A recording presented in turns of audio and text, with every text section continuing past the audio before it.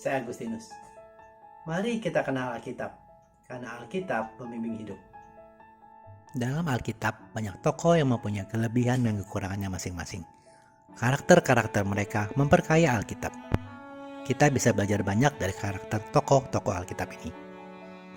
Rabu lalu kita membahas peristiwa Salomo bertemu Allah dari kitab 1 Raja-Raja bab 3. Pada hari ini kita akan membahas kejatuhan Salomo yang mengakibatkan umat Israel terpecah menjadi dua kerajaan, yaitu kerajaan Israel di utara dan kerajaan Yehuda di selatan. Tuhan memberikan kepada Salomo hikmat terbesar dan kekayaan yang tidak terhitung, yang tidak tertandingi oleh raja lain di dunia. Tetapi karena banyak perempuan asing, Salomo di masa tuanya tidak lagi fokus kepada Allah dan melakukan hal-hal yang dipandang jahat di mata Tuhan. Mari kita baca peristiwa ini di 1 Raja-Raja bab 11 ayat 1-4 berikut ini. Adapun Raja Salomo mencintai banyak perempuan asing. Di samping anak Firaun, ia mencintai perempuan-perempuan Moab, Amon, Edom, Sidon, dan Het. Padahal tentang bangsa-bangsa itu, Tuhan telah berfirman kepada orang Israel, "Janganlah kamu bergaul dengan mereka, dan mereka pun jangan bergaul dengan kamu. Sebab sesungguhnya mereka akan mencondongkan hatimu kepada Allah-Allah mereka." Hati Salomo telah terpaut kepada mereka dengan cinta. Ia mempunyai 700 istri dari kaum bangsawan dan 300 gundik. Istri-istrinya itu menarik hatinya daripada Tuhan. Sebab pada waktu Salomo sudah tua, istri-istrinya itu mencondongkan hatinya kepada Allah-Allah lain, sehingga ia tidak dengan sepenuh hati berpaut kepada Tuhan, Allahnya, seperti Daud, ayahnya. Di saat awal menjadi raja, Salomo menomorsatukan kehendak Tuhan dan menggunakan hikmat yang dikaruniakan kepadanya untuk melakukan hal-hal yang berkenan.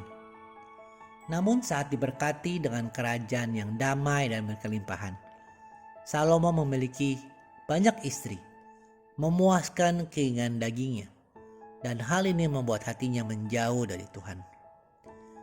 Ini yang bisa disebut sebagai ujian berkat. Karena berkat, kekayaan, kedudukan yang tinggi bisa membuat seseorang mengasihi Tuhan atau malah membuat seseorang menjadi lupa diri dan meninggalkan Tuhan, hidup dalam dosa. Teman-teman, baik kita renungkan, apakah hati kita masih rindu akan hadirat Tuhan, akan firman Tuhan?